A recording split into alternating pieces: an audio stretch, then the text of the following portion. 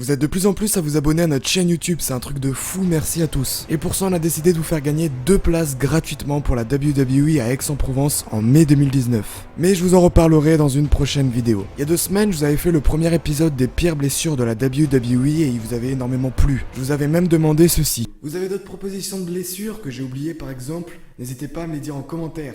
Vous avez été nombreux à nous proposer des idées de blessures et on a décidé du coup d'en faire un deuxième épisode des pires blessures de la WWE. C'est parti. 10. Enzo Amore. Lors de Payback 2016, Simon Gotch va envoyer Enzo Amore en dehors du ring. Une erreur de compréhension est la cause de la blessure. En effet, Simon Gotch pensait envoyer Enzo Amore entre la deuxième et la troisième corde, tandis qu'Enzo lui pensait être envoyé par dessous la première corde. Au final, il va rebondir sur la seconde corde puis se taper violemment la tête. Cela lui entraînera une commotion cérébrale. 9. Dean Ambrose. Lors d'un épisode de Raw le 17 décembre 2017, Dean Ambrose va amortir un suicide dive porté par Seth Rollins. Dean va se blesser au niveau du triceps, cette blessure sera empirée lorsque Samoa Joe va brutalement refermer une malle sur le triceps déjà blessé de Dean Ambrose. Au final, il se sera arraché environ 50% du tendon du triceps. Cette blessure causera une absence de 8 mois car on sait tous qu'il va revenir à SummerSlam. 8. Big Show. On remonte dans le temps quand le Big Show affrontait Kevin Nash lors de Sold Out 1998. Kevin voulait effectuer son Jackknife Powerbomb mais à cause du poids du Big Show, Nash n'arrivera pas à le soulever complètement et fera retomber le Big Show sur la nuque. 7. Seth Rollins.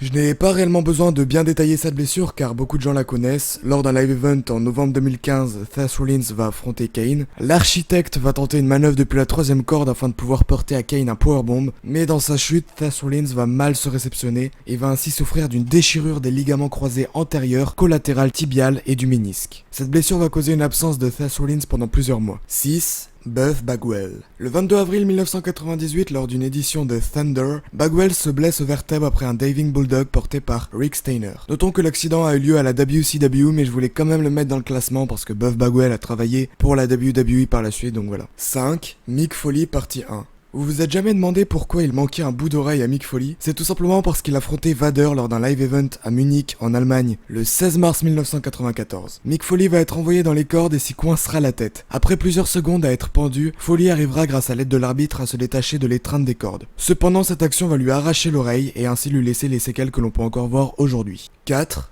Paige.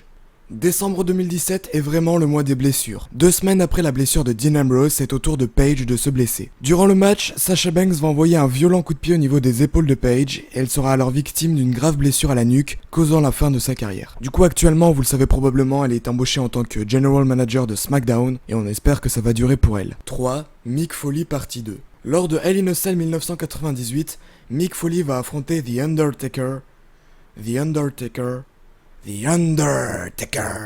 dans la cellule de l'enfer. L'Undertaker va jeter Foley du haut de la cage, ce qui va littéralement lui disloquer l'épaule. Cette chute est connue mondialement, tout comme le fameux They Killed Him de Jim Ross. 2. Mick Foley partie 3. C'est la 3e apparition de l'homme qu'on surnomme Mankind dans ce classement. Encore dans le Hell in a Cell 1998, Mick Foley va retomber une 2e fois du haut de la cage, mais sur le ring. Beaucoup de rumeurs circulent sur cet accident, beaucoup disent que cela était prévu, et d'autres disent que ce n'était pas prévu. En tout cas, quelque chose est certain, Mick Foley n'était pas censé se prendre la chute de la chaise en métal directement sur la tête. Cet imprévu va lui casser une dent qu'on peut voir juste là, et la chute va également lui casser plusieurs côtes. 1. Darren Drozdov. Pour Darren Drozdov, le 5 octobre 1999 est probablement le pire jour de sa vie. Lors de l'enregistrement de SmackDown de ce jour, Drozdov affrontait D'Lo Brown. À la fin du match, Darren Drozdov était supposé se prendre le finisher de D'Lo Brown, le Sky Height, mais D'Lo Brown n'arrivera pas à bien agripper Drozdov, ce qui le fera retomber directement sur la tête. Il sera alors paralysé puis transporté à l'hôpital. Malgré les soins des médecins, Darren restera paralysé à vie. Darren Drozdov est le parfait exemple d'un homme qui a donné son corps au catch pour divertir des millions de gens. Quand on vient dire après ça que tout ce qu'on voit au catch est fake, j'imagine que Drozdov sur sa chaise doit s'énerver au plus haut point. On le répétera jamais assez, le catch est peut-être scénarisé mais il est très loin d'être fake. La WWE, ça fait longtemps qu'ils ont arrêté de faire comme si c'était vrai ce qu'on fait. T'sais, on est très ouvert à dire que oui, on est un spectacle, puis on est un divertissement, puis on joue des rôles. Puis moi, j'ai aucun problème quand les gens me demandent la lutte soit arrangée, ça me dérange pas. Mais moi, ce que j'aime pas, c'est si les gens disent que la lutte, c'est fake ou ça fait pas mal ou c'est facile. Parce que ça, c'est pas vrai. Oui, on a des trucs pour pas se blesser, mais ça marche pas toujours. T'sais, les blessures font une partie constante de ce qu'on fait. Puis, tu sais, quand on se frappe peut-être pas à 100 000 à l'heure pour se faire des commotions cérébrales ou se défaire la mâchoire, mais on les sent, les coups, puis on sent les chutes, puis tout ce qu'on fait, notre corps, il a fallu que ça s'habitue à ça. Là, c'est jamais facile. Voilà, c'est donc la fin de la vidéo. Encore une fois, merci pour les 8500 abonnés, vous êtes des tarés, je sais même plus quoi vous dire en fait, tellement. Mais d'ici là, on se revoit la semaine prochaine. C'était Weeds, à vous les studios. C'est la pire outro de YouTube du monde. Un petit verre d'eau.